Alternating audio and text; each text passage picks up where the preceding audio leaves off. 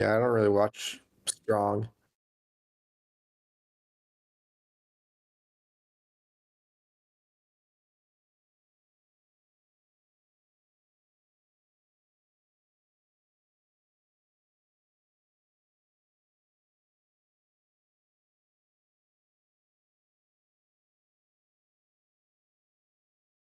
Oh, yeah, do you think Zillow Fatu will be going to WWE soon?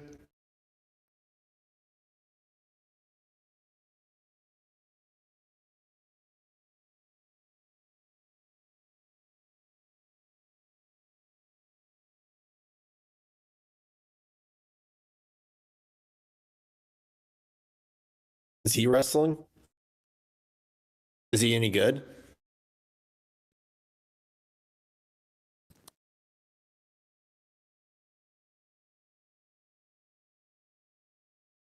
Well, oh, Journey Fatu looks just like Jacob. Ooh, what if they had those two as a tag team?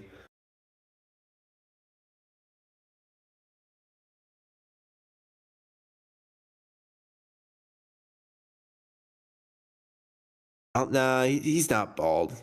Yeah, he might be actually. I don't know. I saw him with hair. Yeah, he just turned bald. He had hair, but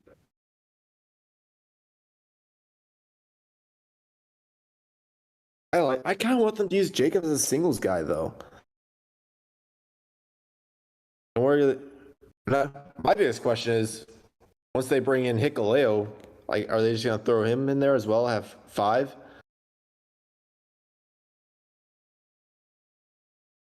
or they just put Hikuleo in NXT and make him like his own guy?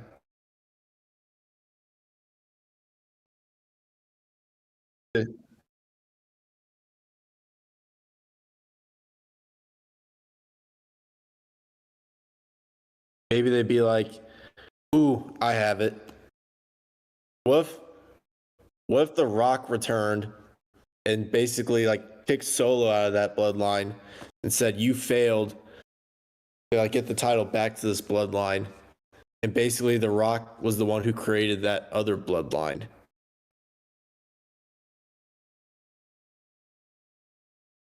But like Rock doesn't really doesn't like wrestle or anything. He's just like, I created this bloodline because Roman failed to keep the title in the family.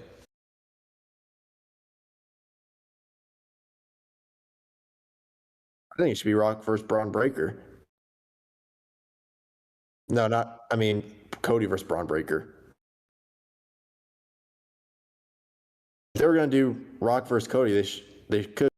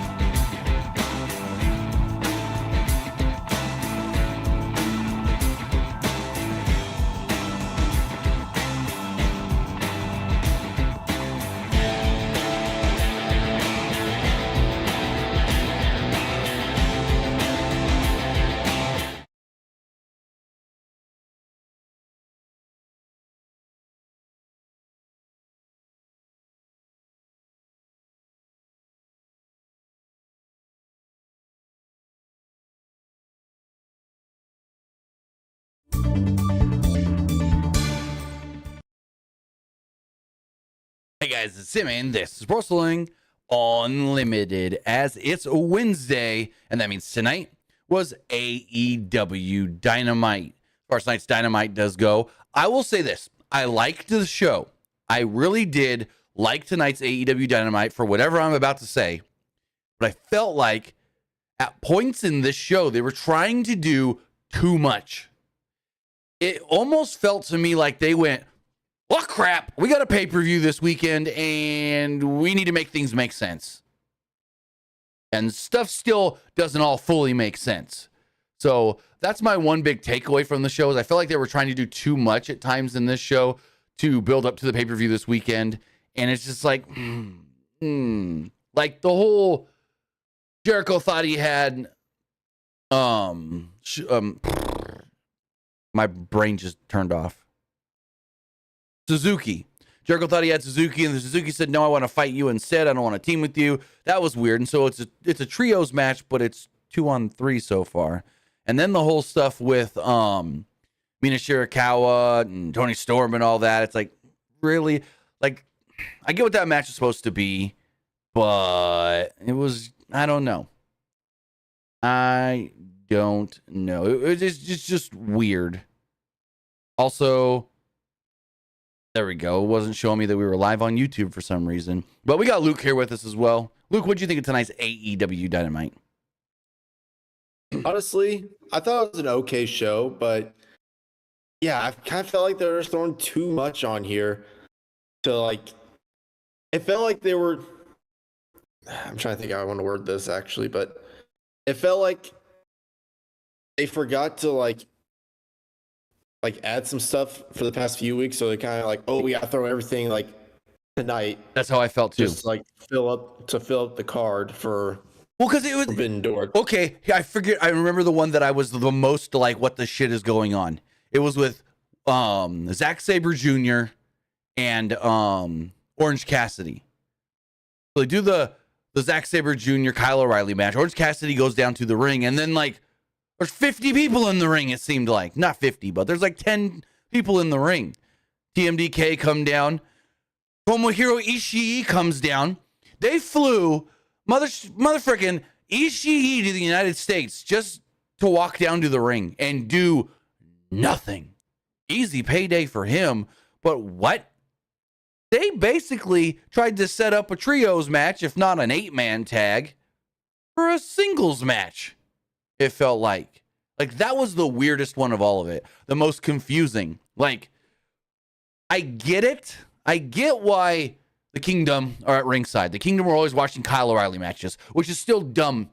Like, Kyle's already told them, I don't want to be with you. They've been doing this for months. I know they're trying to just stretch and buy time for when Adam Cole comes back, but that was dumb. And then all of a sudden, Gabe Kidd's just randomly with them.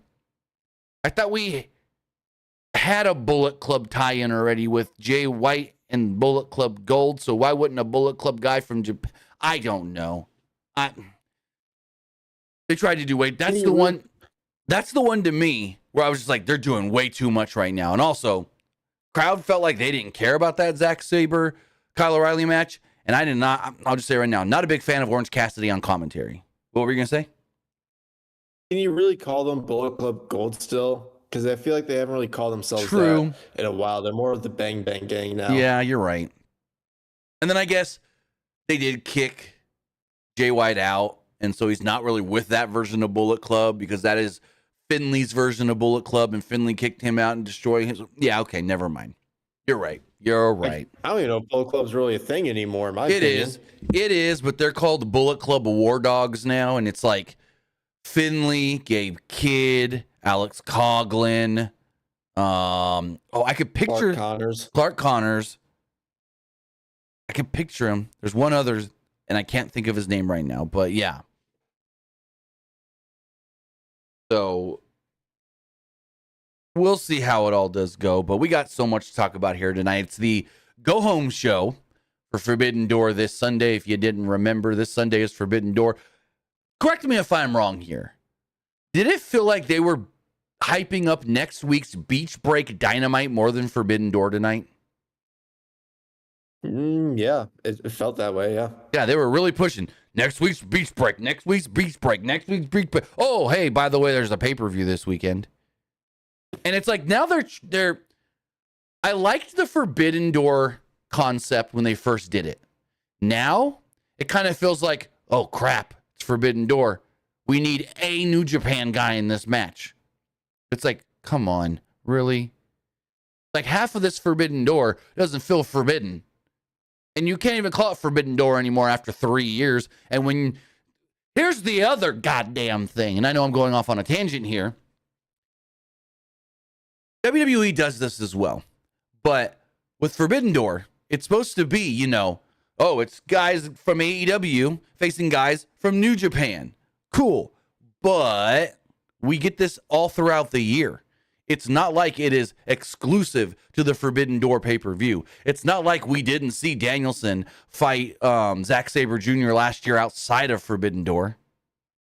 It's not like we haven't seen Okada randomly show up for other shows. Ospreay, before he was signed to AEW, worked all in against Jericho last year.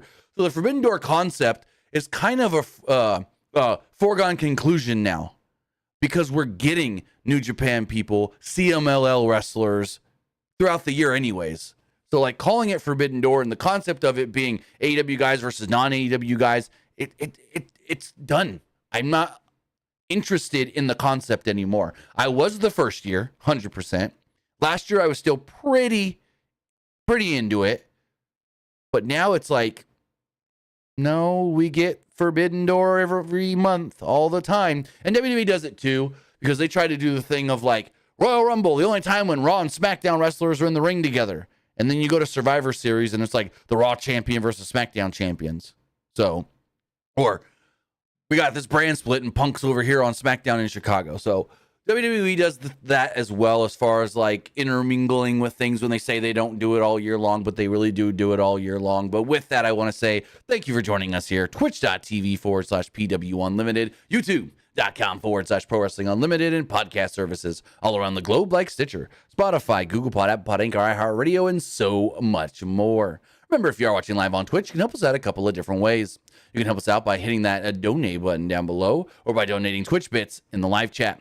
Also, remember, you can help us out by subscribing to the channel one of two different ways. You can either subscribe with a tiered subscription, or you can subscribe with Amazon Prime, because remember, if you have Amazon Prime, then you have Prime Gaming. Prime Gaming gives you a lot of cool things like free games, free stuff for games, and you always get one free subscription to any Twitch channel you want to subscribe to throughout the month. And I'd greatly appreciate it if you did right here, Pro Wrestling Unlimited. Also, remember to head over to YouTube, help us out over there. Hit that subscribe button. That way you know when we post new videos. That way you know when we go live and when we post things to the community tab.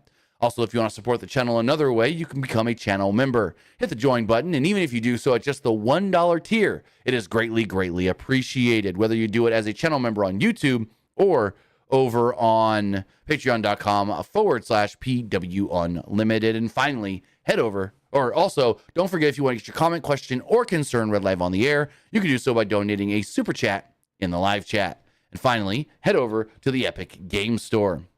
Whether you're buying a new game, pre-ordering an upcoming game like LEGO Horizon Adventures, Madden 25, or Assassin's Creed Shadows, use our code PW Unlimited at checkout, and you will be supporting us at no extra cost. Maybe you're over there getting the free game, Freshly Frosted, which is only good for a couple more hours until tomorrow. You get Sunless Skies Souvenir Edition. Use our code PWU NLIMITED for all Epic Games and Epic Game Store purchases. But with that, we got Dynamite to talk about as the show opens up. They tell us we're in Buffalo, New York. MJF makes his entrance as Excalibur, Taz, and Tony Schiavone welcome us along. MJF barely gets a word out before the hometown hero Daniel Garcia makes his way out to the ring. This is another segment to where I was liking it until Will Ospreay came out. And I did not like the Ospreay stuff. I thought, honestly, Ospreay came out like one of those egotistical, arrogant dicks towards MJF. Oh, you want to give him a match in Wembley? I'll give him a title match next week because I'm better than you. You know? Ospreay almost came off a little heelish here. Now, I know what people are going to say. He ain't a heel. He just gave a random guy a title shot. How's that a heel? because the way he was, trying to make himself look better to MJF, if that makes any sense. So MJF's in the ring, Daniel Garcia's in the ring. And then we start doing the thing where Daniel Garcia's talking about MJF like he's the 15, 20-year vet trying to help the young guys. When did MJF start? Like, that's my question. MJF. When did MJF, how long has he been wrestling? When did he make his debut? 2015. Okay, so maybe he is almost a 15-year vet. No, 10-year vet. 10-year vet. He's almost 10 year. What were you going to say? First time I saw MJF is when he made that like toughen up tryout video. And it was on the WWE YouTube channel. That's when I first saw him. A lot of people. That's when he's like first like getting into wrestling, I believe. I can tell you right now. He debuted in 2015, so he'd been training for a little while before that. That Tough Enough was, I'll tell you right now. That Tough Enough took place in 2015. Was it 2015? I wasn't sure if it was 2014 or 15. Yeah, you're right. It was 2015. Yeah. So it was right when he started as a pro wrestler. There were some like pretty good wrestlers that came out of that. That class. Tough Enough? Yeah, like, I mean, I'll just say it. Velveteen Dream came from there. And I was always a fan of his work in the ring. I will say that. But then we also got Sonya Deville from that. Mandy Rose. Yeah. Good cat. Chelsea Green. Chelsea Green was already known on the indies and had already done some stuff with Impact. So Chelsea Green had been around for a while already. So it wasn't like she was found in that season of Tough Enough. Plus, she was a replacement. She didn't come into like week 4. She was a replacement. I thought Mata was going to win that one. A lot of people did. And then they moved with the ZZ. No, Josh won and ZZ was the runner-up. ZZ just couldn't hack it. I heard that when they were trying to train him at the PC, he just wasn't getting it. Oh, yeah. Like, I thought, throughout that whole season, I remember, like he was always, like, on the brink of elimination because he just wasn't getting it. I think it was just the fans that kept wanting him to, give him a chance. Yeah, Mata ended up doing, like, acting stuff, I believe. I know I've seen him do some acting. Mata became like a reality show cook, I believe. That's what it was. Yes, I saw him on a Gordon Ramsay cooking competition show. That's what it was. I knew I saw him on some TV show. That's what it was. He was on I think it's called Next Level Chef on Fox. Who won that? Who won what? That season of Tough Enough? Yeah, it was Josh and Sarah Lee, who both never made it even to NXT. Josh Brettel, yeah, I believe. Yep. And the winner before him was remember Big Andy? Yeah, he didn't make it nowhere either. That was the Stone Cold season, right? On USA Network? Yeah. I don't think anyone from that class made it other than Cameron. I think you're right. Who else was on that? I got the cast list right here. That season was, let's see. Oh, yeah, do you remember when the episode that Cameron got eliminated? Stone Cold asked her what your favorite matches of all time. It was Melina versus Alicia Fox. Yeah, I'm like, what the hell are you talking about? Yeah, let me see. None of them. Luke Robinson, who was the runner-up, did some indie stuff. I will say that. He did do some indie stuff afterwards. But other than that... Oh, Eva Lise was on that season. Eva Lise was on that season. Oh, yeah. So there's another one that did make it. But she was already doing stuff even before that. And then Matt Cross was also on that season. Matt Capiconio, or however you say his real name. But he only made it 2 episodes. And then, Cameron was eliminated episode 1. And she's the one that got the highest in WWE. Wow. Yeah. But and then AJ Crush was also on that season. Crazy that he didn't go. Yo, he got to episode 8. It says. Yo, what's up with every like Tough Enough winner like never like doing anything in WWE besides like I think Maven was like the only one. Hey, Maven and John Morrison. Jackie Gata did. John Morrison actually won. John Morrison was winner of season 3. No, season 2. I think Morrison won. Yeah, Morrison won. His Maven and Nydia, which both they had decent average careers. Nydia did all the Jamie Noble stuff, which was great, and then Maven had a good career, ish, I guess you could say. Yeah, season 2 was won by John Morrison. I always forget if he was season 2 or season 3. Honestly, out of all the competitors in Tough Enough history, Miz was the one that had the most success. Oh, 1,000%. And he came in second to Daniel Puder. He passed away not too long ago, did he? Daniel Puder? Or someone did. Oh, it was I know who you're thinking of. It was Daniel Rodimer. Yeah, it was Daniel Rodimer. No, let me see. Daniel Rodimer. No, it says he's still alive. I know there was one of them from that season that passed away. I can't remember who it was. I thought it was someone from that season. That could be wrong. Hang on, I'm gonna try to find it.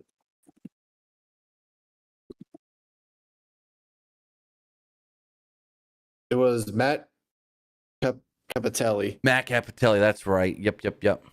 He was from season was he on? He won season 3, so the season after Morrison won. He won. He never really made it past no. Yeah, season 3. Well, hold on. No. Morrison did win season 3. So why? I'm confused here. Because Jackie Gata and Linda Miles won season 2. Morrison won season 3. And there were 2 winners back then. That's why there were 2 winners. Okay, got it. So Matt Capitelli and John Morrison won. But yeah, I would say Miz and Morrison probably had the most success out of anybody that came from Tough Enough. Miz, Morrison, who else? I think there was some. I forgot Ryback was in there. Ryback? Yep, he was on Miz's season.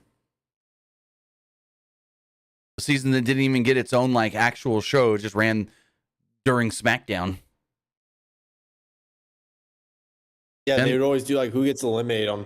They do it in front of the live crowd. Mm-hmm. Oh, Chris Nowinski was also on. He also came from Tough Enough, I believe. He really didn't do too much in WWE. I think Chris Nowinski was on the Maven season, I believe. Yeah, Chris Nowinski was the runner-up on the Maven season. And that was when we had to have one male winner and one female winner. And then the next year they were just like, nope, the best 2 are just going to be the winners. Oh, and Josh Matthews was also on the first season. And then he never became a wrestler. He just became a broadcaster. Now was Al Snow like the trainer, like the host for Tough Enough back in the day? So they really didn't have a host per se. It was just Al Snow was lead trainer for the first 4 seasons, from the first 3 that aired on MTV and the SmackDown version. And then when they brought it back, Stone Cold was the head lead guy. And then when they did the last version of it, it was it Booker, Billy Gunn, and Chris Jericho was the host, yeah. And it was Booker, Billy Gunn, and Lita who were the coaches, the trainers. And that was also different. The judges were. That was different because they did judges on that season. No other season had judges. Well, the judges for that season was originally Daniel Bryan, Hulk Hogan, and Paige. Hogan only lasted And then 5 they replaced episodes. Hulk Hogan. And they replaced Hulk Hogan with The Miz. Yep. Which I actually like that a lot better. Same. I loved that Miz was on there because it's like he's got the experience of going through the Tough Enough thing. Granted, his Tough Enough was a lot different than any other version of Tough Enough. So, because I liked the Tough Enough where, they all had to live in the house and they had to be training every single day. And I don't know if they did that with Miz's season, if they all had to live in the same house and train every day and this and that, but because we really never really saw any of that. We just saw him do the wacky challenges on SmackDown. But do you think they'll ever bring back Tough Enough? I hope they do, because I actually really liked Tough Enough. I thought it was a really good concept. I've gone back and watched early seasons of Tough Enough just for the hell of it, because I liked Tough Enough. I think they should. Me too. I think they should bring it back. Oh, I got it. They want more content for Netflix. Tough Enough on Netflix. Give me a new season of Tough Enough for Netflix. All right, we gotta get back to AEW. Yeah, I was just thinking the same thing. So, Danny Garcia is in here talking about MJF and how MJF put him over backstage back in the day, or a couple months ago, I guess you would say, or whatever. And MJF told Garcia at one point that he was more than just a background player and could be a pillar of this company. And when he said that, I go, how many goddamn pillars are there in this company? What? I thought there were the 4 pillars, because 4 posts hold up, the building or whatever it is. No, you're just gonna have a million pillars. Also, I sent out a tweet about this earlier.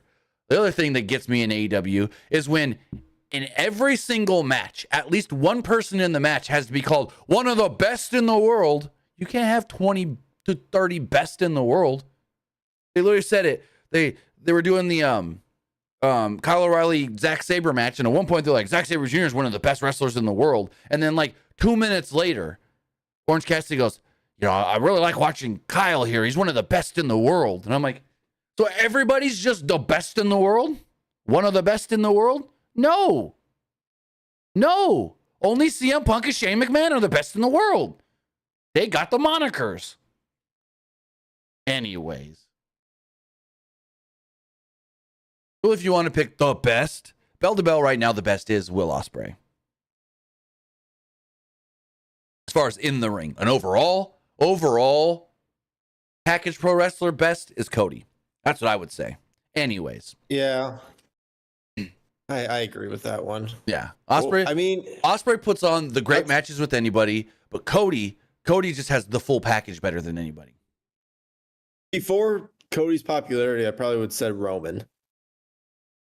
I would have said as far as full package goes, I would have said Roman or Seth.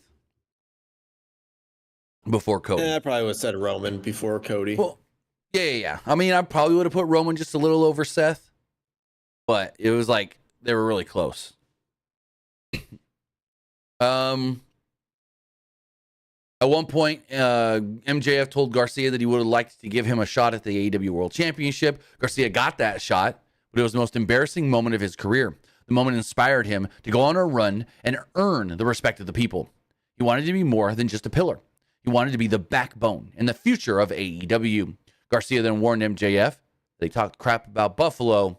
He'd have the whole city coming after him. And MJF's like, I'm not going to do that. I'm here to talk about Forbidden Door. Also, I'm going to be on Collision in Memphis. MJF then got in Garcia's face and then said, I want to give you another match. I want you to face me again. So how about I give you a match against me at All in Wembley in London? He says that Garcia has earned the opportunity to face the best in AEW. MJF said that he saw a lot of himself in Daniel Garcia, and that's why he wants to do this match, to see if what he sees in Garcia is actually what is there. And seemingly Garcia accepts the challenge, but then out comes Will Ospreay. Will Ospreay makes his way to the ring. He's all smiling and giggling and making jokes, and Ospreay jokes around with Garcia and then says, you know what? This guy wants to give you a match at All In. How about next week in Chicago? I do one better. I give you a title match for the International Championship. Heck, I can up it again. when I win the world title at Forbidden Door, I'll put that on the line and you can fight for both belts. And the announcers and as he's saying this, he keeps like side-eyeing over to MJF, who's in the corner.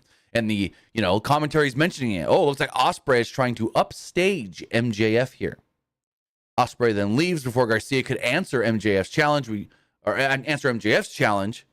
And we do learn that next week we are going to get Daniel Garcia and Will Ospreay for at least the International Championship. So what did you think of this entire segment here?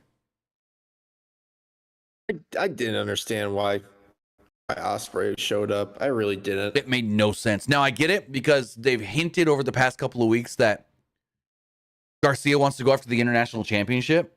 So that in itself made a little sense. But it's like, really? You're already looking past Swerve? And they mentioned that during the main event, that Ospreay's too confident going into the match with Swerve this weekend. So we'll see how it all does play in. But I wasn't a fan of the segment overall by the end of it. I liked the stuff with MJF and Daniel Garcia. I was kind of weird that we're going to get MJF Garcia at Wembley because I feel like, and nothing against Daniel Garcia, but I feel like that is, I don't want to say this, a lesser match than I would have expected for MJF. Now, I'm not saying that, I thought MJF was going to be in a title match, fight for the world title, this or that. But it's like, I thought if Ospreay, looks like we may have just lost. Oh, nope, Luke's back. Got a little hiccup there for a second. But I thought if Ospreay didn't win the world title by Wembley, then he would maybe defend it against MJF. But unless they're like trying to build to an MJF, Daniel Garcia, Will Ospreay three-way at Wembley, I don't know what the reasoning for Will Ospreay coming out here and trying to make himself look better than MJF was for. I don't get that. As we move forward, we had a trios match. You good? Yeah, I'm good. Okay. You got quiet, and I thought maybe I lost your audio or something because your video stuttered there for a minute. So I mean, it might be my Wi-Fi. I just restarted it. Gotcha. Yeah, mine went out this morning because we had a really bad storm for like an hour this morning. We have a pop-up tent in the backyard. Nope, not no more. It got broke. Last night I was driving home. It was like pouring rain. Oh yeah, thunder, lightning, like rain coming in sideways this morning. I mean, we needed it. It's been pretty dry where I'm at, but we'll see. Here's my thing. Still. I'm used to California where it barely rains and never rains in the summer. Now you're in Oklahoma. It probably rains all the time. So far, this is the first, but it says it's supposed to rain this weekend again as well, which I hope not because we're going to the freaking dirt race this weekend. Anywho, trios match here. Los Ingobernables de Japón. Well, actually, not just de Japón because we also had Titan. It was Titan, Shingo Takagi, and Hiromu Takahashi against the Blackpool Combat Club, Claudio Castagnoli, the IWGP Heavyweight Champion Jon Moxley, and the ROH Pure Champion Wheeler Yuta. And they did the thing that made it a WWE match where eventually they're having this great match. I was really enjoying the match, thinking one of the better trios matches we've had in AEW because it didn't feel... So a lot of times when we get these trios matches in AEW, it just feels like they want to just have everybody brawl with everybody and it just gets very convoluted. But this one didn't feel like that. It felt like a very, by the books, more traditional, I guess you would say, trios tag title match, or not tag title, but tag match, where it wasn't just everybody just doing a bunch of stuff until, well, eventually they just had Moxley run in and smack, I think it was Hiromu maybe, I got it written down here, but smack someone in the back with a chair. And I was like, what? That's it? It's over? Oh. Kind of abrupt and weird, if I will say so. We did have Bryan Danielson on commentary as well, scouting Shingo, because they're facing a Forbidden Door in an Owen Cup match. But excuse me. Excalibur explained the history of Los Ingobernables de Japón, with Tetsuya Naito forming the Japanese offshoot of the original CMLL group, which was originally created by Rush, who is here in AEW, and yeah, whole thing. Castagnoli and Takagi started things off as Danielson noted that Takagi once held the IWGP World title that Moxley now holds. Takagi won the opening exchange here with the hip toss before Yuta and Takahashi tagged in. Takahashi outpaced Yuta, leading to Teton tagging in and hitting a head first tope before getting Yuta back in the ring for a near fall. Yuta then scored a couple big hits like an enziguri and whatnot before tagging in Claudio, but Teton came back with a flurry of kicks of his own. Claudio then caught a crossbody and tuned it up with a tilt-a-whirl backbreaker as we go to a commercial break. We come back and Moxley sent Takahashi into the barricade. Teton then fought off Castagnoli but got cut off by Moxley as he crawled for a tag. Teton did a matrix bend and avoided a lariat before getting the tag to Takagi. Takagi then ran wild, scoring a brainbuster on Wheeler Yuta. Moxley and Takagi then got into a lariat battle that Takagi did end up winning. Takahashi and Yuta then tagged in, and Takahashi was getting the upper hand with a dynamite plunger. Takahashi then hit the Hiromu-chan bomber, but as he set it for the time bomb 2, that's when Moxley ran in, hit him with a chair, and caused a disqualification. And again, I was just like, huh? What did you think of the match before we get to the post-match? I mean, match was okay, in my opinion. I feel like AEW is starting. Like Tony said, he didn't want to do a lot of DQs early on. I feel like they're doing more and more now.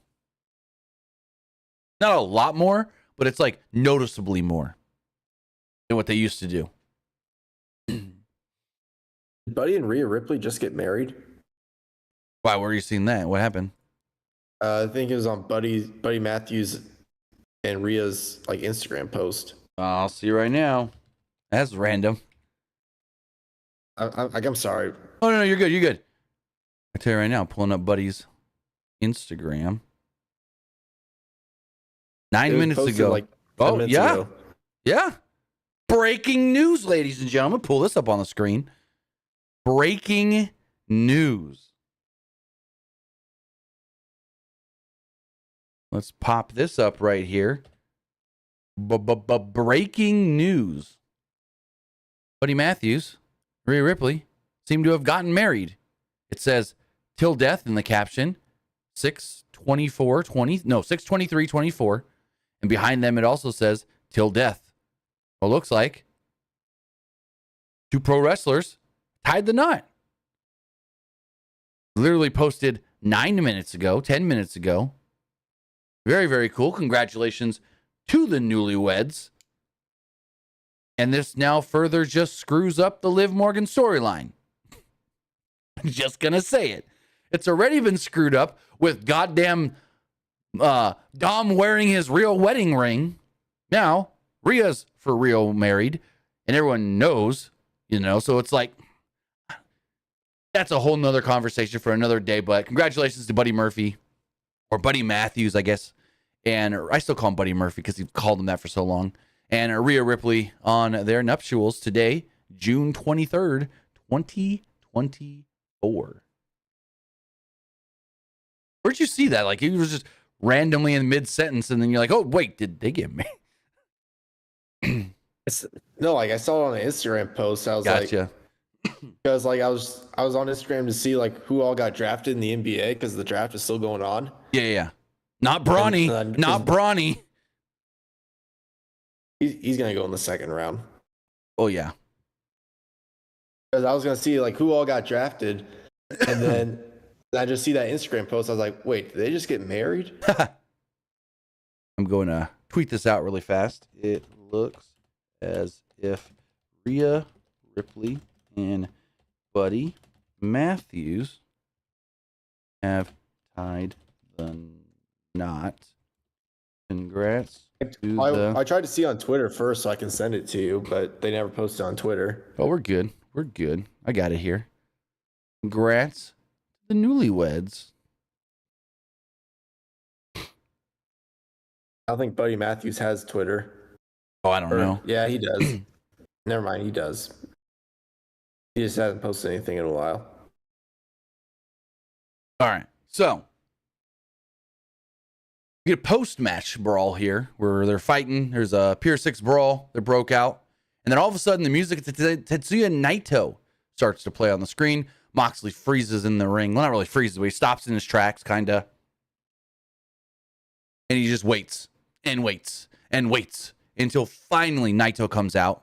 You know, Naito likes to play the long game. He likes to intimidate his opponents in the form of like, oh, I'm coming, but I'm going to go slow to piss you off. And it did piss off Moxley because Moxley said, screw this, and jumped out of the ring as Naito was taking off his suit. They start brawling in the aisleway. Meanwhile, Takagi brought Yuta into the ring before hitting the hammer and anvil elbows to his head. Danielson then ran down and made the save, had a stare down with Shingo. That is how the segment ended. The match segment, whatever you want to call it. We got build up with Naito and Moxley with the IWGP title on the line this weekend. And then we got a slight low build up there with Shingo and Danielson. Are you interested in either match at Forbidden Door? I mean, I'm a little interested in Shingo Danielson. I think that will be a pretty good match. Yeah. I mean, the previous Naito Moxley matches have been good. I will say that. I think Naito should beat Moxley, though. That's a tough one. He probably will. Now, if he doesn't, it'll be the first year since 2000, and I've said this before, first year since 2008, the IWGP champion is not in the G1. Now, speaking of the Owen Hart Cup, go for it. Well, the reason why I say Naito should win, because I don't think New Japan should have the world champion just be like a part-timer. Well, that's the storyline they're going off of now. When Naito made the challenge for Forbidden Door, he basically said, hey, I need to get the title back for the company and for the fans, because it is not fair to he basically said it's not fair to the fans that they come to these shows and the champion, the main world champion, is not on tour. The main world champion is not working every event. He said it's not fair to the fans, and he wants to get the title back for the fans so that way they get their money's worth when they go to these shows and they do see the world champion. So that is the storyline they are telling here. It's not just we're setting this matchup to set this matchup because it's Forbidden Door. There's at least a storyline there of, you took the title from me.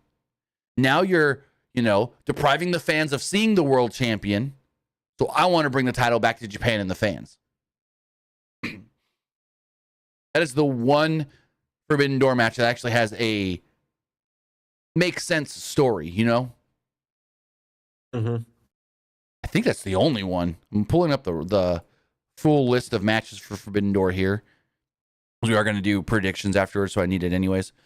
But if we look here, there is some story with Mina Shirakawa and Tony Storm.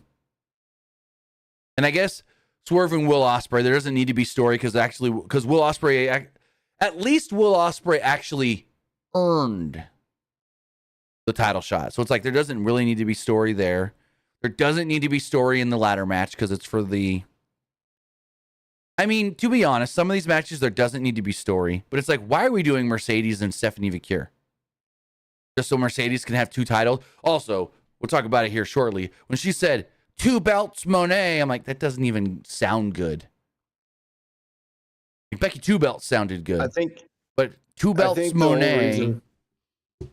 Well, I'm pretty sure the whole reason why Mercedes going after that belt, because I think that belt was originally made for her. Exactly.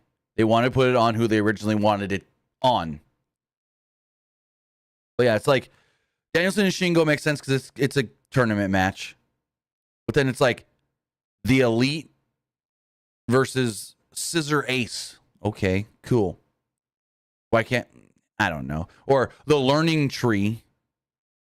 The Jericho Vortex versus Joe Hook and Shibata. Why? That makes no sense. It's just literally Jericho's doing his thing, and then Joe Hook and Shibata attack them.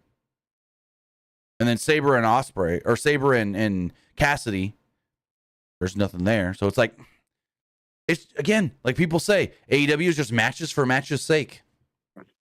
Honestly, I don't know if you guys watching saw the rating for last week's show, 502,000 viewers. Hopefully, this week has better viewership, like immensely better. Because even if it's only up slightly, it's not good. So We need to see how these ratings are when they come out tomorrow. That's going to be a huge story. I should say, could become a huge story. So moving forward, we had a opening round match for the Owen Hart Cup. Jay White versus Ray Phoenix. This was a good match. I loved this match. I thought this match was great. These two have worked together in the past, and it's always really good. After some shenanigans with both teams, Rick Knox just throws them all out. This almost cost White to get rolled up and pinned, but he kicked out at 2 and laid in some shots on Phoenix's midsection. Phoenix then caught White with huge head scissors and a high springboard arm drag before hitting a huge dive to the outside. White then cut Phoenix off on a springboard attempt on the apron before hitting a neck breaker out of a power slam position as we went to a commercial break. Also, I didn't write it down. There was also a spot in this match where Jay White starts talking crap to a kid in like the second row, and he's like, "Is that your mom? Is that your mom right there?" And the mom just flips Jay White the double bird. That's funny. I was like, "Oh, I forget." I didn't write it down, so I can't remember exactly where in the match this happened. But yeah, like he was like flexing, Jay White was, and then he looks at this kid's like stands up and starts like trying to trash talk Jay White. So Jay White plays back, and he's like, "Oh, really, kid? Really? That's your mom sitting next to you? That's your mom?" And so the mom just like, fuck you.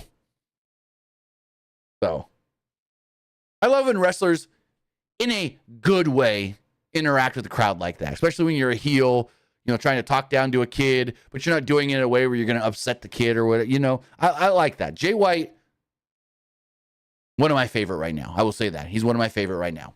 It's just a shame how the fuck he's being used. Anyways, come back from the break. Phoenix caught White with a super kick and a run up the ropes head kick before hitting a frog splash for a near fall. Phoenix got another near fall with a rolling Hurricane Rana before White cut him off with the DDT. White hit a brainbuster for a near fall. White then kipped up and kicked out of a roll up at one point before hitting a high angle Uranagi for a near fall. Phoenix and White then fought for position before White caught Phoenix with a Blade Runner and picked up the victory to advance to the next round in the tournament. So before we get to both post-match angles, what did you think of the match?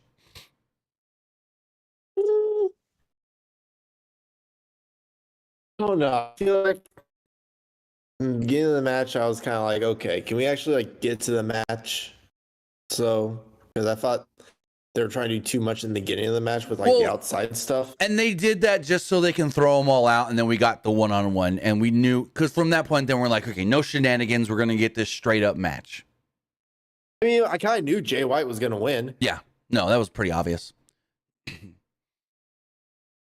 So afterwards, Christian and the Patriarchy come out. Christian has been, setting their sights on the Trios Championships over the last couple of weeks. They go to the ring. There's a stare down, and then the Patriarchy back away.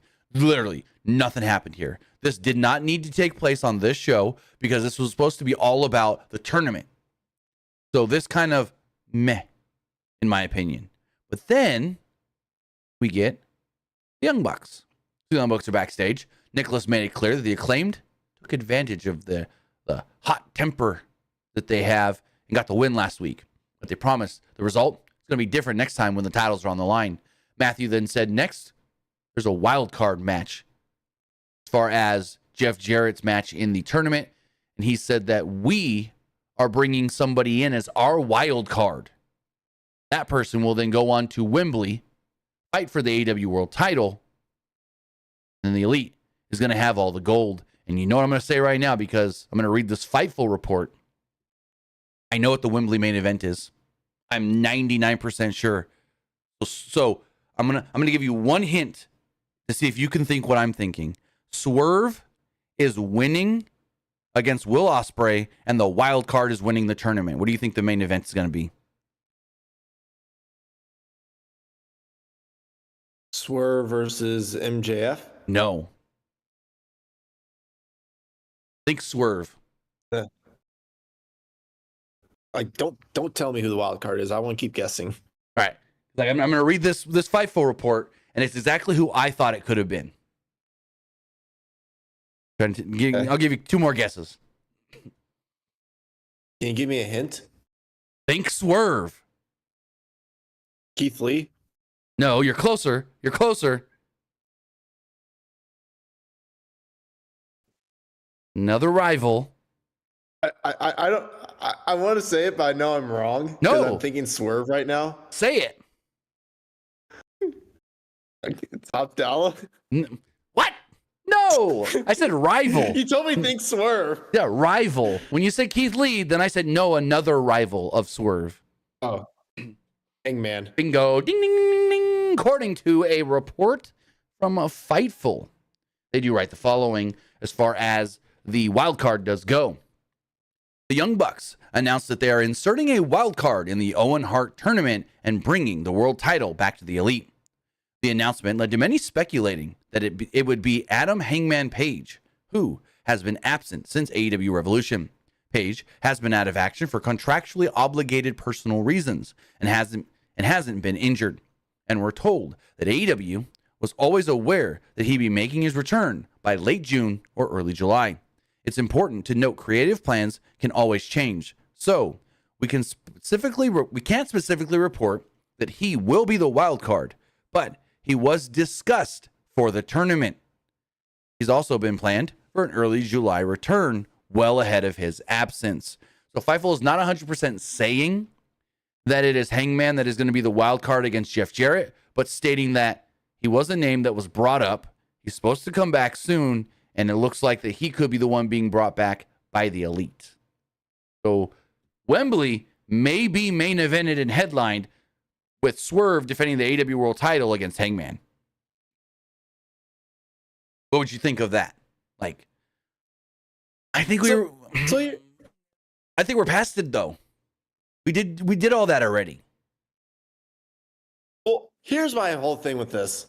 Like when they wrote Hangman off television, the Young Bucks basically said, Hangman, you're suspended because you can't lay your hands on a referee. And I always thought when Hangman returns, he would be against the Elite for suspending him.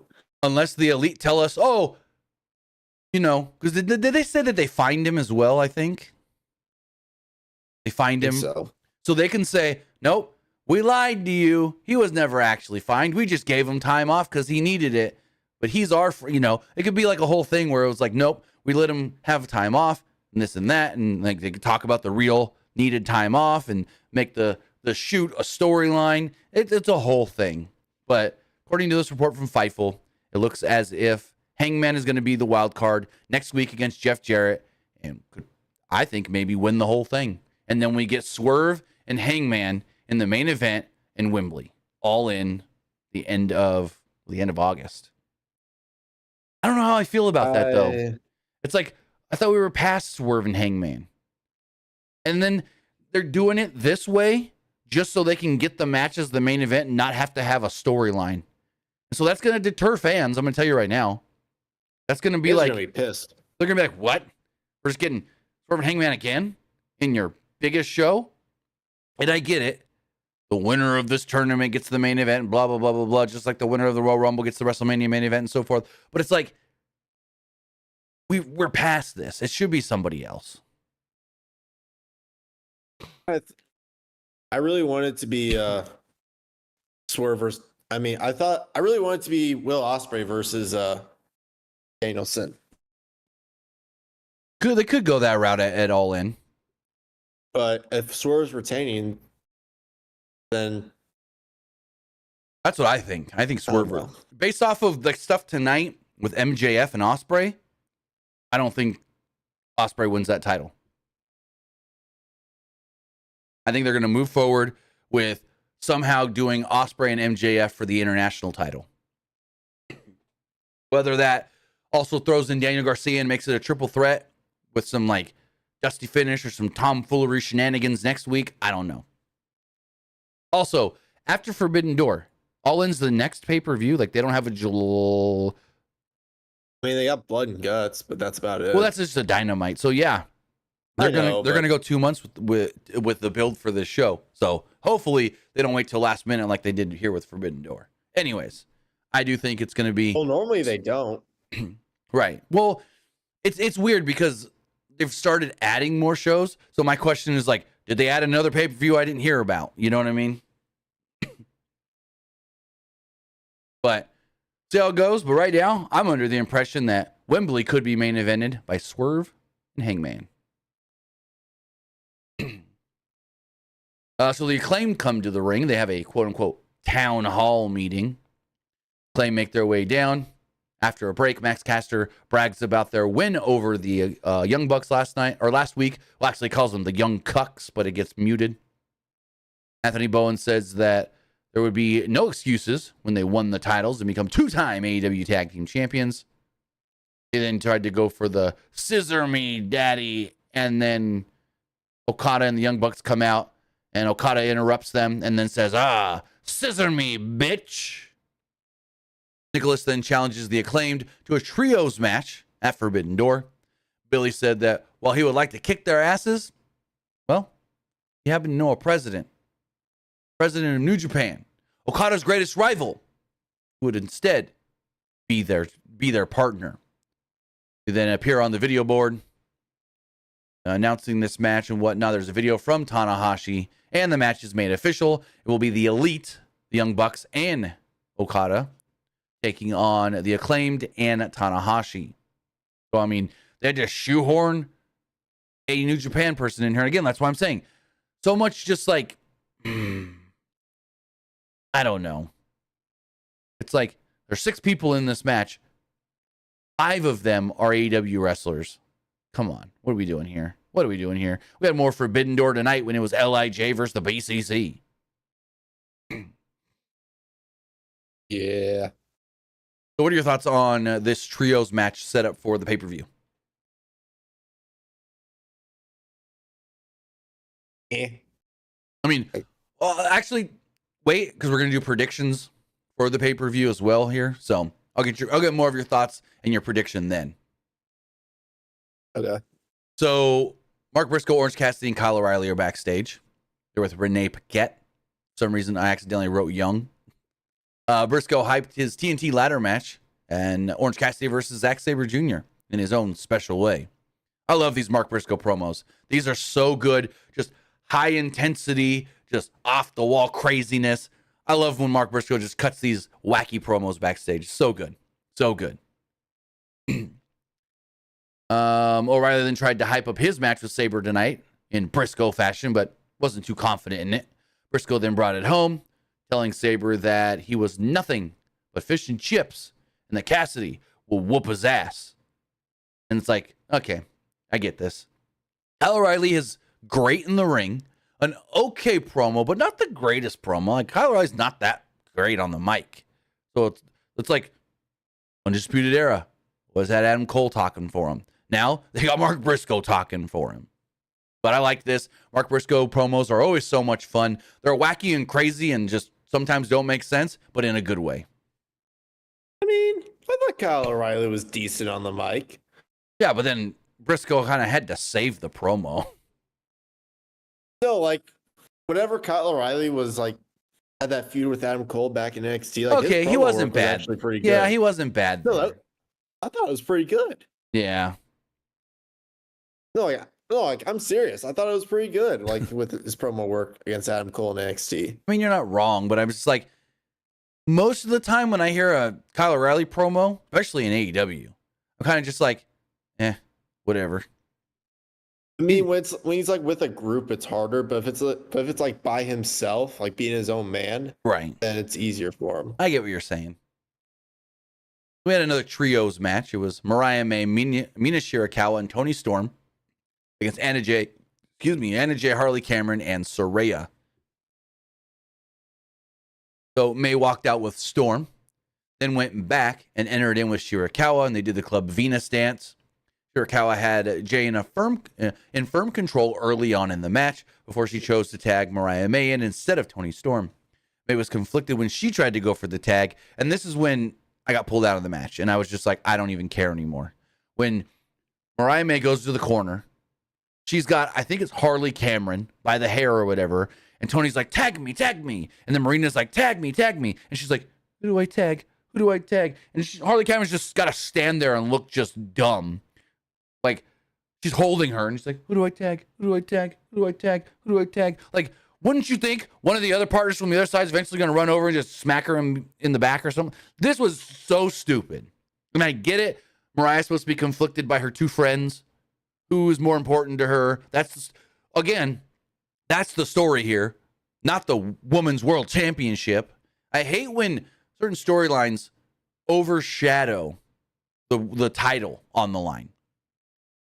But regardless, Toni Storm then smacks her, and then Mina smacks her, but the ref didn't really see it. Then both of them get pulled off the apron. And eventually Harley Cameron gets the advantage. Saraya tells the cameraman, look, she's getting it. And then we go to a break. Come back, and Storm had gotten the hot tag. She hit a hip attack on Saraya before Shirakawa tagged herself in. Cameron hit a backstabber on Shirakawa and got a near fall off of it.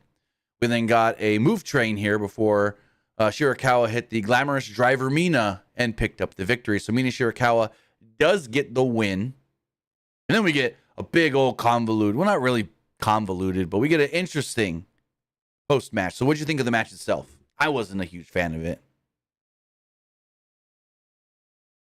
Yeah, too much going on, in my opinion. Yeah. After the match, Mariah goes over. She grabs the champagne flutes. She gives one to Toni, one to Mina, and says, clink 'em, clink 'em. Cheers, cheers. And so they both go to drink it. And then Mina goes and gives a big hug to Mariah. Toni then grabs Mariah and tries to give her a hug and like pulls her away from Mina. So as they're embracing, Mina goes to the little ice bucket, grabs the bottle of champagne or whatever it is. I think Taz kept trying to say it was something else. I don't know. And she goes to hit Toni with the bottle, and Toni ducks, and she takes out Mariah instead. Mariah then jumps down to check on, Toni jumps down to check on Mariah. Mina's kind of like standing over as well. And they never, this is the weirdest part of all of this. They're both checking on Mariah, not even really focusing on each other. And then referees and officials come down to separate them when they weren't even trying to fight each other. Eventually, Toni Storm breaks free, jumps back down to check on Mariah. They get Mina out of the ring, and she just starts yelling, I'm going to take your title. I'm going to take the title. Yeah. Kind of weird that they they got to break them up. They're going to fight. They're going to break them up. It's like, no, they were both concerned about Mariah, not each other. I don't know if somebody messed up here or whatnot, but they were supposed to want to fight each other, I guess. I don't know. What did you think of the post-match? I mean, kind of confused by it. A little bit. I mean, I get it, because now it's going to be like, oh, we're supposed to go into the pay-per-view with Mariah maybe now thinking she can't trust Mina. But it's like all she has to do is rewatch well, no, not even that. Maybe, because I was going to say all she has to do is watch the replay and know that Mina was never trying to hit her. But maybe she still thinks that she can't trust Mina, because her whole thing is like, Mina, why would you want to hit Toni with a bottle? I get you want to fight her for the belt, but why would you want to hurt her? You know what I mean? Because Mariah said, she feels for them both. So, I don't know. That's going to be the whole story. They should just put this goddamn Mariah in a shark cage above the ring, and the winner gets Mariah, not the belt. Yeah. Also, I'm kind of just ready for the whole timeless Toni Storm crap to stop. Right. We get gems here and there. Sometimes, we never really, I can't say never, but a lot of times on television, we don't, it's kind of not that good. But then there's once a month or so where they put one of them Toni Storm video promos from backstage promos on social media, and those are really good. There's been a couple that I'm like, oh, damn, this is really good. But it's in the ring, I hate the character and gimmick during matches. It was cute at first because it was something different. Right. People really like the chin up, tits out, and watch for the shoe. No, you got to do it right. You got to do it right. Watch for the shoe. I But you get what I'm saying. No, though. I Like, know. It's I think it's played its course. It was cute at first because it was something different, but now it's like it played its course, and now like here's the thing. We don't really need like gimmicks anymore. We just need wrestlers just being wrestlers. Correct. We don't really need like gimmicks. Like I'm trying to think of a good example. No, I get exactly what you're saying. You thinking, oh, like what? Like, a gimmick that's actually working right now? Is that what you're asking? Yeah. A gimmick that's actually Luchasaurus, Kill Switch, Luchasaurus, I guess. Yeah, but I mean, he's a wrestler though. Like he doesn't really talk or anything. He's a dinosaur, dagnabbit. I mean, yeah, it's kind of a gimmick. It works though. I'm trying to think. Would luchadors technically count? Well, it depends on which one you're talking about. Because it's like Pentagon. Well, Pentagon's just Pentagon. Now, you can look in like Mexico where there's like Psycho Clown and stuff. His gimmick is he's a crazy clown. That works. I think of a WWE one. That's what I'm trying to think too. And it's like the only one I can think of is Chase U. He thinks he's a freaking college professor. And then he's got his students. No. Damn it. Tony D'Angelo. That's a full-on gimmick. That is actually a gimmick. The D'Angelo family. The fake freaking Italian mobsters. And trust me, I know about Italian mobsters because I got some in my family. I think during WrestleMania weekend, I think Shawn Michaels or someone said that they're afraid that Hollywood's going to try to call Tony D'Angelo to play a mob boss. Oh, Lord. Movie. Throw him in the not Deadpool, the Daredevil show. He could work with Kingpin. Can you imagine him like in a movie being a mob boss? I don't even know.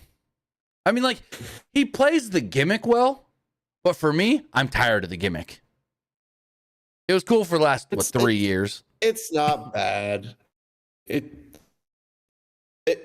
don't think it'll really work on main roster. We're just to think that they're allowed to kidnap referees and then make their own guys referees in matches. And Ava ain't gonna do nothing about it. We got that recently. Well, my whole thing with the gimmick is I don't know if it'll work on main roster. Same, but I've also heard that his name has come up recently for getting promoted to the main roster. I don't know about the whole group, but Tony D, for sure, has been talked about for main roster. What about Tony D and Stacks? I could see them coming up, just the two of them. Let's see, that's the issue. You bring the two of them up as just a tag team, then the others are left kind of floundering, doing nothing in NXT. Unless Tony D just says, you guys are useless, you're fired, then he goes up to the main roster. Again, then the other two are now dead in NXT, basically. I wouldn't say dead. I think Shawn Michaels at least finds something for them to do. I get that, but I just feel like I don't know what they would do. I don't know. We'll have to wait and see. We'll have to wait and let it play out. But speaking about play out, he gave us a hype video for Mercedes Moné versus Stephanie Vaquer. Also, right before this video played, they told us that we will see this video again on the countdown to Forbidden Door, which, big change here, big. I don't know what's going on with this, but typically the countdown shows air the Friday before the pay-per-view after Rampage on TNT. This one is not. This one will air on the AEW YouTube channel. So I don't know why the change was made, whether that's an AEW call, whether that was a Warner Brothers Discovery call to not put it on. I don't know. But for as long as I can remember, the Friday before the pay-per-view, as long as there's no like basketball on TNT after Rampage at 11 p.m., we've gotten these countdown shows. We're not getting it this week on TNT. We're getting it on the AEW YouTube channel. So that's an interesting change from what they've typically done. So we get a Mercedes Moné Stephanie Vicker hype video. Again, they said this is going to play on the countdown as well, so we're going to see it again if you watch that. We got footage of Moné's surprise appearance in Arena Mexico last Friday. Moné said that she wasn't afraid to kick the forbidden door down and get the title that was meant for her. Vicker was offended at Moné's arrogance and said that she would become the double champion at Forbidden Door. This then led to Moné cutting a live promo where she said, "Hola." And I was like, oh, Lord. They're already just, yeah, no. She said that she went to Mexico to see Vicker defend her title, but Vicker was nowhere to be found tonight. Where are you? I do know that you'll have a match this week on Collision, so I'm going to be there. It will be Stephanie Vicker versus Lady Frost. And she said the TBS champion, I'm going to be on, I'm going to make my, as the TBS champion, I'm going to make my way to TNT to watch your match firsthand. So, yeah, not much there. Just trying to hype up a match that I don't care about. And I don't know how many other really actually care about. We do have a couple bit donations from Esports Gaming Rules. First one says, the wrestling world may go nuclear if Shane McMahon comes to AEW. And what does that mean for the future of the relationship of the Owen Hart Foundation and AEW? Because Martha Hart has a beef with Vince, and maybe Martha wants Natty in the women's tournament. Okay, well, first off, if Natty has not signed a new contract with WWE yet. As far as you saying Martha may want Natty in the tournament, well, she's got to leave WWE to do that. And we don't know if she is going to leave WWE. So that's a moot point right now because we don't know anything about that. As far as, he says it here again in this other one, what do you think Martha Hart's reaction would be if Shane McMahon shows up in AEW and maybe end the relationship with the Owen Hart Foundation? No. I don't think that would end the relationship with the Owen Hart Foundation and AEW because it's like she was mad at WWE for what happened. She doesn't want WWE to make money off of Owen's name, even though in the last, decade, 2 decades, like since his death, they have done an Owen Hart DVD, which they made money off of. So that was interesting. But regardless, I don't think Shane showing up is going to hinder anything with Tony Khan and Martha Hart. If Shane McMahon shows up in AEW, cool, whatever. That I don't think it means anything. What are your thoughts on this question? I mean, I don't think this Shane thing would really kill anything for the Owen Hart stuff. I mean, no. I can see maybe causing some issues with it. But at the same time, I don't think anything will. I don't either, because it's not like she's going to be like, hey, it was all Shane's fault. He's a McMahon. I can't work with you because you work with the McMahon. We've heard that Martha Hart can... never mind. I'm not going to go there. Anyways, difficult. She can be difficult, is what I'll say. But I don't think this would kill any relationship. I can see maybe Shane being in AEW could cause some controversy, like oh, that's Vince's son. I don't know. Moving forward, do you think it would? No, I don't think it will. And I bet you if she has any why is he here or any, and this is all we're talking in hypotheticals. But if there is any kind of concern from her, Tony will blow it over. I think Tony would blow it all over. And just, it'll be fine.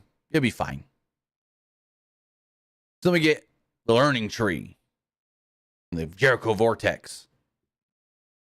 Chris Jericho, the Big Redwood, Big Bill, and the Rotten, what do they call him? The Rotten Apple? Brian Keith? I think they call him the Rotten Apple. Yeah. Because he's hurt. So Brian Keith comes down. He's wearing a sling on his arm because Shibata injured him on Collision after Joe, Shibata, and Hook attacked them on Collision. Big Bill said that Keith was out of Forbidden Door. Excuse me. And that Joe, Shibata, and Hook took advantage by challenging them to a trios match. Jericho then took the mic and said, "Hi, everybody. How's it going?" And I heard one people yell. I swear I heard one person in that crowd go, "Hi, Chris." So I'm like, one person likes this. But for the most part, the crowd was dead for this. after saying that Jericho literally goes, I'm here for the young guys. And I go, oh, Lord. He said that it wasn't fair that they came out and hurt Brian. Jericho then said that we have found another partner, though. And it's one of the toughest men I've ever known in Japan. I've been in Japan a lot. I've been to Japan 60 times. He's like, I got a video from this partner. I haven't watched it yet. I don't want to watch it with all of you. But this man that I'm about to introduce, he's also a fellow Wrestling Observer Newsletter Hall of Famer. It's this man. And then we see Minoru Suzuki on the big screen, where he basically says, no, Chris, I don't want to team with you. I do not want to be your partner. Instead, I want to fight you one-on-one for the FTW Championship. Calber then says something along the lines of, hey, Taz, what would you think of Suzuki becoming FTW champion? And Taz goes, I don't know. He's got a black towel. And then also, Taz out here talking about, I trademarked that, or a trademarked this. Did you see the stuff with him and Jordan Grace on Twitter yesterday? What? So Jordan Grace posted a photo of her looking all jacked, and she put one of the Taz old lines. I forget what it is. It's like, you could try to beat me if I licked you or something like that.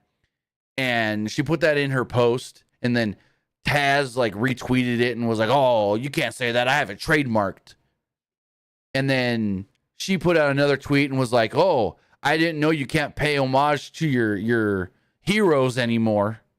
And so Taz put out a video going, oh, I'm sorry. I didn't know that it was in good taste and in good favor. I have the saying trademarked. I have other trademarks for my, character and my career and this and that. And I've had people use my stuff to try and make money off of it. And I thought maybe this was just another thing. He's like, I don't know Jordan. I've never met Jordan. I like her work. And this was all a big misunderstanding. He apologized for going after her or whatever, or making it look like he was coming after her, because he'd said, you can't do that. Hashtag trademarked. So he made jokes about it tonight when people would say something that was kind of close to a Taz thing. He was like, oh, I got that trademarked. FTW, I trademarked FTW. That was the whole thing. The misunderstanding by Taz. He's like, I've never met Jordan. I don't even follow her. I just saw the tweet and thought she was trying to steal my thing and maybe make money off of it. He's like, I've been burned in the past. That's all it was. But Taz was kind of joking about it tonight. So after the video ends and Jericho's all shocked that Suzuki doesn't want to be their partner, out comes Joe, Shibata, and Hook. Joe said that it's kind of awkward and that the learning tree didn't have enough branches. He then said, the wordsmith Shibata here has something he wants to say about Jericho, and he basically says that Jericho sucks. Jericho then paintbrushed Joe, slapped him across the face. This led to a big old brawl, and the babyface team cleared house. What'd you think of all this? I could not care less.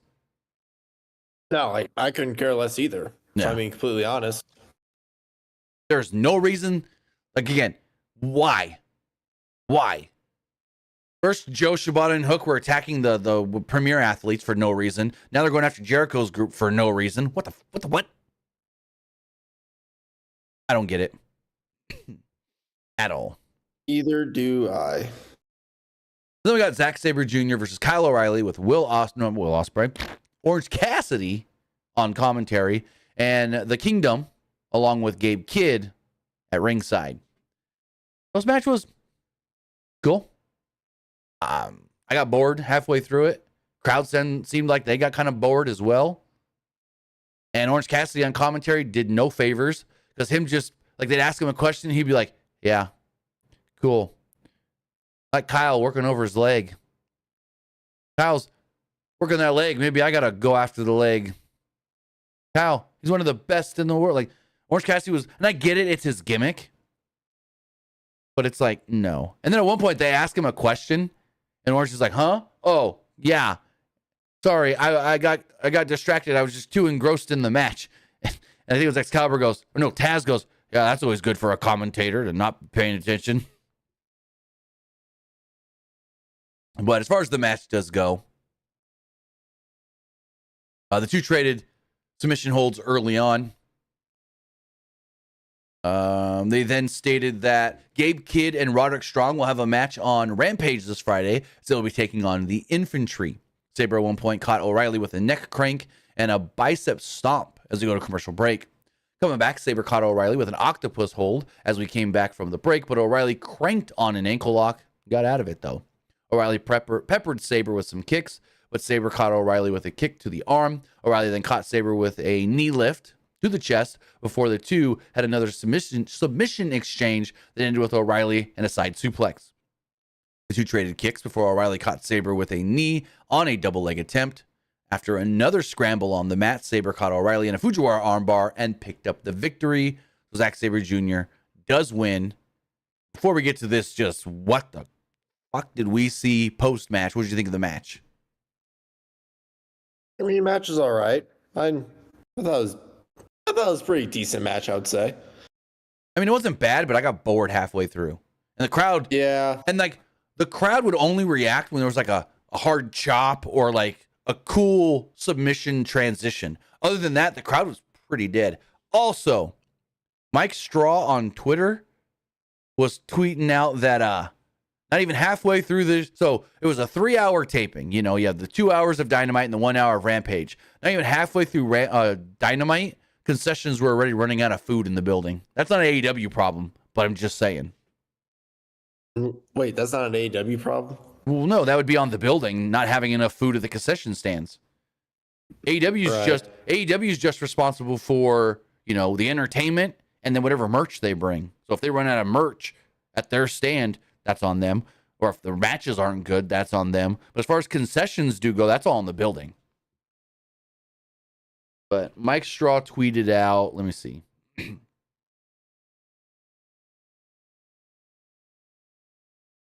Oh, they taped Collision tonight?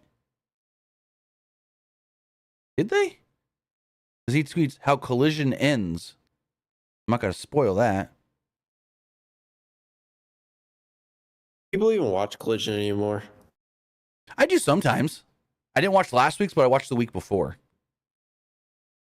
He said, I'm trying to find that tweet now.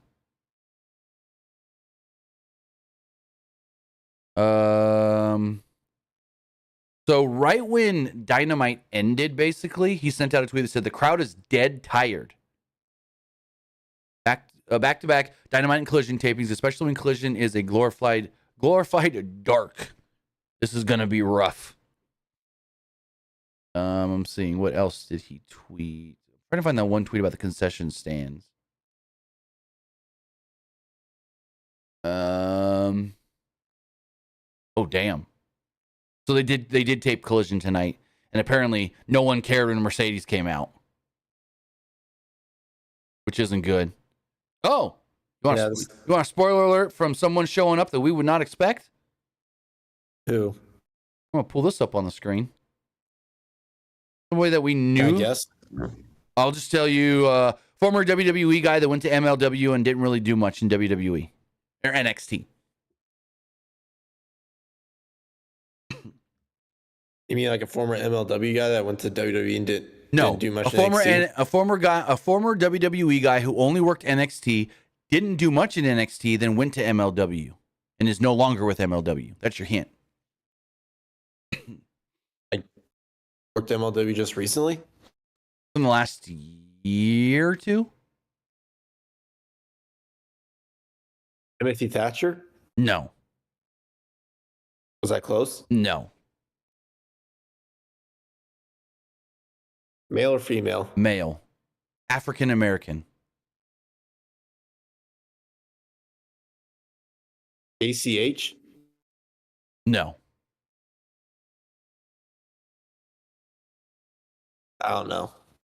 EJ and Duca showed up tonight. I have no clue who that is. I kind of had a feeling you may not. Because again, like I said, he didn't really do much of anything in WWE. He was a big I never even heard of this guy. Like everybody at the PC was like, this guy's going to be a big star. This guy's going to be a big star. And then they let him go. He went and worked MLW. I think he was even in their War Chamber, War Games, whatever they call it. And then he left MLW when his contract was up. And then we always knew that Tony had interest in him. And spoiler alert, NJ and Duca showed up tonight. Or EJ Hinduka, not NJ Hinduka. But I'm trying to find that tweet about the concessions.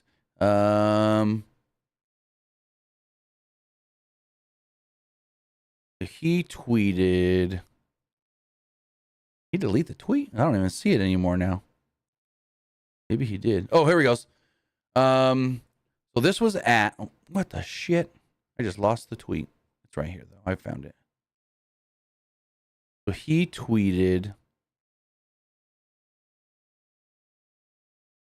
Trying to find what time it was. 8:19. So yeah, halfway through Dynamite, he tweeted, "We're only over an hour into the 3+ hour night tonight, and concessions at the KeyBank Center are running out of food." Dang.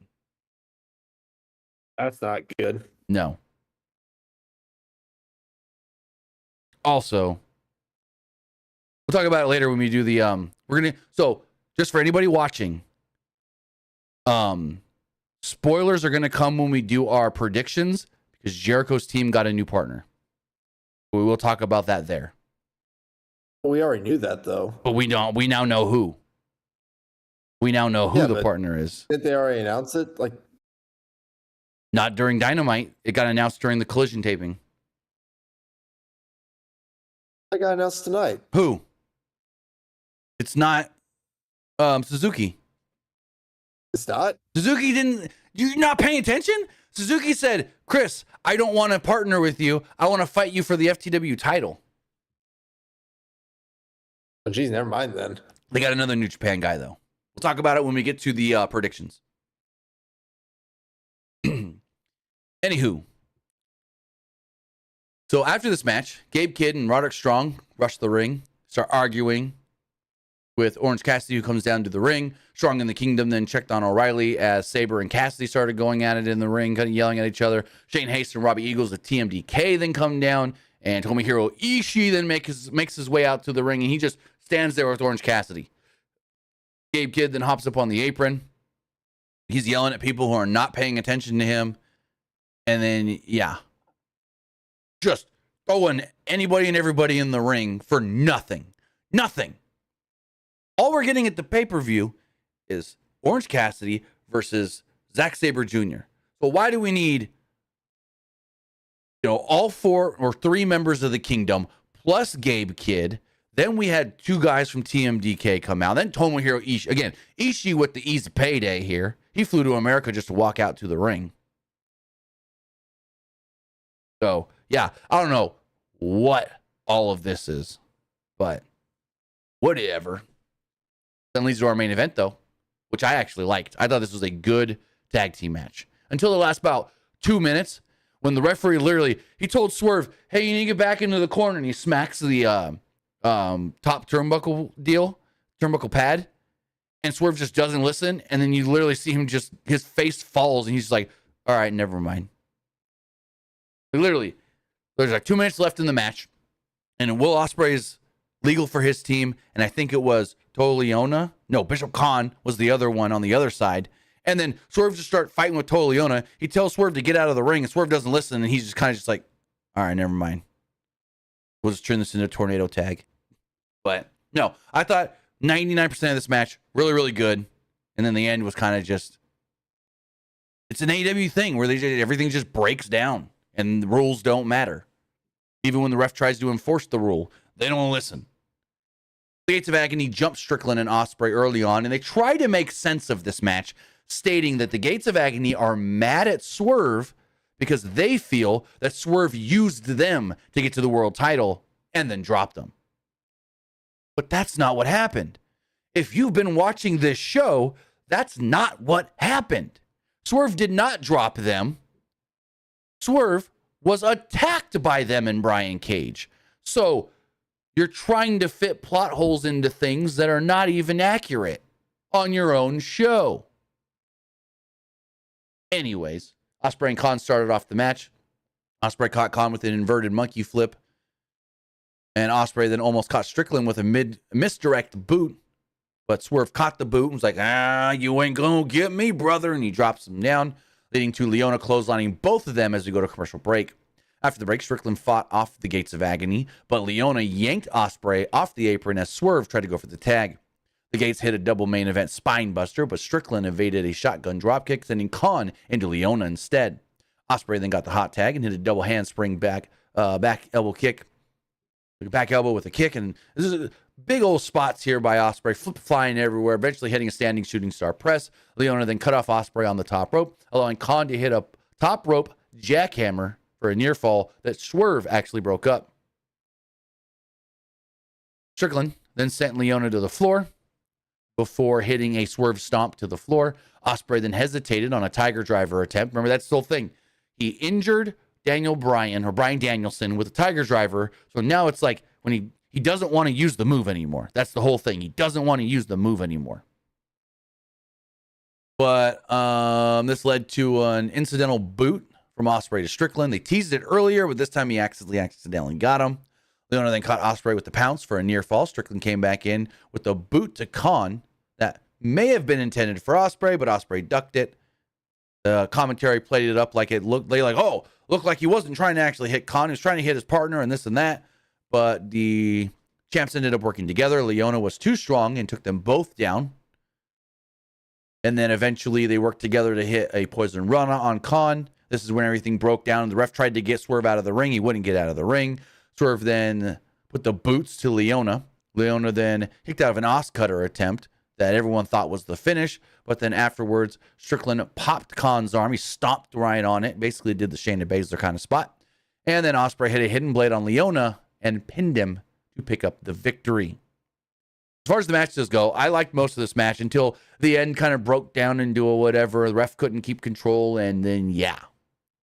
Afterwards, Swerve then kind of snatches the world title, and he got both belts in his hand. He's like, this is what it's going to look like after the pay-per-view. And he turns around and Swerve kicks him in the head. Drops him with the house call, and he stands over a laid-out Will Ospreay as the show goes off the air. So what do you think of the main event? I don't know. Like, going into the match, I kind of thought, like, man, this is what I've been, like, waiting for. Like, towards, like, as the main event, I was kind of disappointed, but the match itself was pretty decent. Like, the post-match I was surprised by that. So I liked the match, but I didn't like the fact that both world title matches at the pay-per-view, the opponents had to tag with each other. Like, you're doing the same kind of thing. Now, it made sense in the women's one with the trios match there, and Mina and Tony and Mariah. Mariah trying to get them to play nice. But why did Swerve and Ospreay have to team up? Like, the match was good. I enjoyed the match, but them teaming made no sense. Right. Also, if you are watching live on Twitch, the poll is now live. But yeah, overall, good main event. But it's just it's the AEW trope. We'll just do things to do things, whether it makes sense storyline wise or not. Like if your whole story is that the Gates of Agony want their revenge on Swerve, why would Swerve's championship opponent for the pay-per-view want to help him be his partner? It makes no sense. But with that, as far as everything does go, you know what we thought of the show. Now it's time to hear what you guys thought of tonight's AEW Dynamite as we go and refresh the polls. As far as the Threads poll does go, 75% liked the show, 25% didn't like the show. Moving forward, as far as the Twitter X poll does go, 45% thought the show was just all right, 29% liked the show, and 24% didn't like it. Looking at the YouTube community poll, 50% liked the show, 28% didn't like the show, and 20% thought it was just all right. We got a couple comments here. This person says, Swerve got upset. And the other one, just a couple of hearts. As far as the YouTube live poll does go, 61% liked the show, 27% thought it was just all right, and 11% didn't like it. Looking over at the, looking over at the Twitch poll, give it another couple seconds. People are still voting. 50% liked the show, 25% thought it was just all right, and 25% didn't like it. So with that, you ready for some predictions for Forbidden Door? Yes, sir. All right, give me 2 seconds here. And we will go with, all right. Coming up this Sunday is the AEW Cross NJPW Forbidden Door event from the UBS Arena. And with that, so far, 11 matches have been announced for the show. Now, full right off the rip, I'm going to say spoiler alert, because there are some things that we're going to talk about here with these predictions that play into this week's Collision that has not aired yet. So I'm going to say it right off the jump. Spoiler alert, just in case anything we talk about here does not get announced till Collision. Collision was taped after Dynamite this week, so that's why we know this stuff. But with that, first off, in a pre-show match is a tag team match where we will see Chris Statlander and Momo Watanabe taking on the team of Willow Nightingale and Tam Nakano. I'm going to go first here and say first match of the night. It's on the pre-show. Give the baby faces the win. Willow and Tam pick up the victory. What do you think? Yeah, I'd probably say Will. Just it's on the pre-show. Let the babyface win. Just to hype up the crowd a little bit. So moving forward, as far as the main card does go in a trios match, we do know that it will be the Elite, Matthew and Nicholas Jackson, along with Kazuchika Okada, taking on what they're calling the Scissor Aces, the Acclaimed Anthony Bowens and Max Caster, and Hiroshi Tanahashi. Who do you got here? I got the Elite. You think the Elite? I'm going to go the other way. I'm going to go the other way and say the Acclaimed, because I don't think the Acclaimed win the tag titles. So they won the Eliminator match. Now I think they win this match, making you think, oh, the Acclaimed got their number. And then when the titles are on the line, the Young Bucks eventually win. That's why I'm going that way. Nah, I think the Elite wins, so it could be like each team had like one against each other one time. Now the third time they'll do like a winner takes all with the tag belts. I get that. Like that makes sense. But I'm gonna go. Ooh, I'm gonna go the what Acclaimed. if Hangman returned and screws the Acclaimed over? I think if he's returning, as far as with the Elite, they're gonna wait till next week's show, so him as the wild card doesn't get spoiled till the match. No, but like it would make a lot more sense though to be like, oh yeah, he's gonna be the wild card because he helped us against the Acclaimed and Hiroshi Tanahashi. Maybe. I mean, it's not a bad idea at all. Like it makes 100% sense. So that's why I got the Elite. This next match, it is a trios match. This is where we got spoiler alert. It is Samoa Joe, Hook, and Katsuyori Shibata against the Learning Tree, Chris Jericho, and Big Bill, along with New Japan's Jeff Cobb.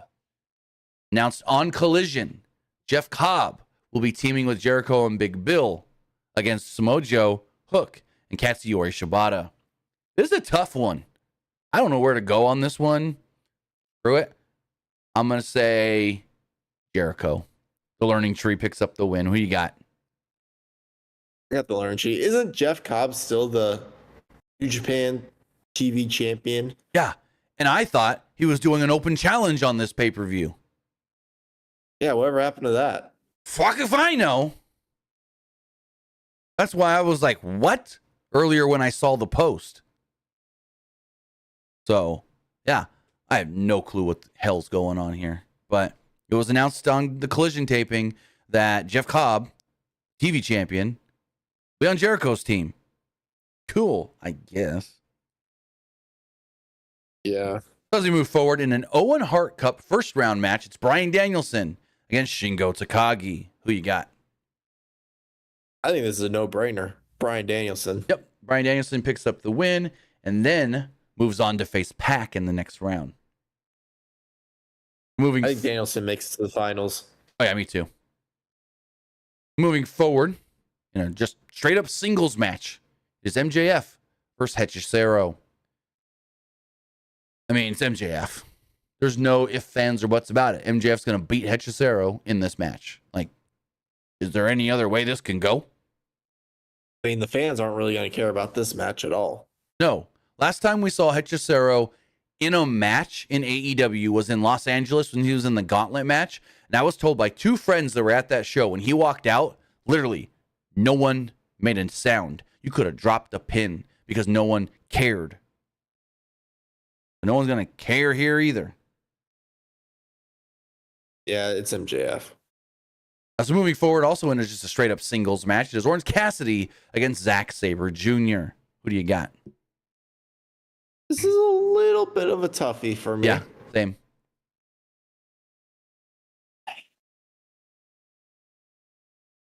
I honestly don't know here. I really don't. Nah, like, this one is so random that it can go either way and it's not going to make a difference for anything. That's the hard part about it. It's like, it's not like one person's going to win this match and then get something for it. It's just like, it's a match to have a match and it means nothing. If I had to pick, I'll go Orange Cassidy. Why not? You go Orange? So what I am saying here, I'm going to go Zack Sabre Jr. just because I'm thinking that, it's going to be heavy AEW wins. So give one in the match that doesn't matter for anything to New Japan. Us moving forward in a winner takes all match with the AEW TBS and the NJPW Strong Women's Championships on the line. Mercedes Moné against Stephanie Vicure. Again, another no-brainer. It's going to be Mercedes. Who do you got? Yeah, it's obviously Mercedes. They're going to have her win the belt because she was originally supposed to win the belt in the first place. Yeah. Like, literally, like I said earlier, again, spoiler alert, according to Mike Straw, who was there live for the Collision tapings, he sent out a tweet that said that Mercedes came out to be ringside for the Stephanie Vicure Lady Frost match, and the crowd was just flat, could not care that Mercedes walked out. People don't care. Yeah, people really don't.